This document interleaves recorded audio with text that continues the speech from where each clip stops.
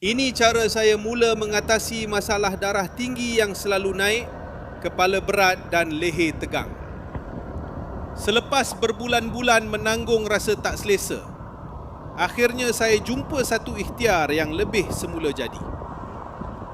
Nama saya Osman. Dulu hampir setiap hari kepala rasa berat, leher keras, badan penuh angin dan emosi cepat naik walaupun sebab perkara kecil. Tidur pun tak lena dan bangun pagi masih rasa penat.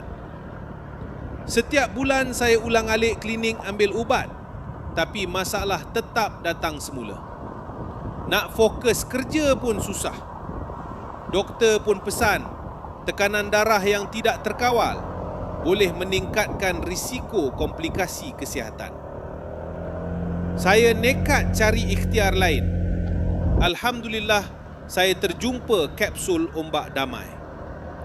Hadir dalam bentuk kapsul, ombak damai mengandungi herba dewa lilit, asam Belanda, bawang, minyak zaitun dan biji saderi yang membantu menyokong tekanan darah yang sihat, membantu mengurangkan ketegangan bahu dan leher, membantu membuang angin serta melegakan sakit kepala dan pening.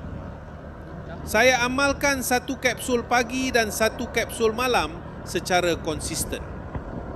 Kalau anda pun alami masalah yang sama, dapatkan di showcase HQ Belluna Herbs atau klik pautan di bawah sekarang untuk dapatkan kapsul ombak damai dengan harga promosi sementara stok masih ada.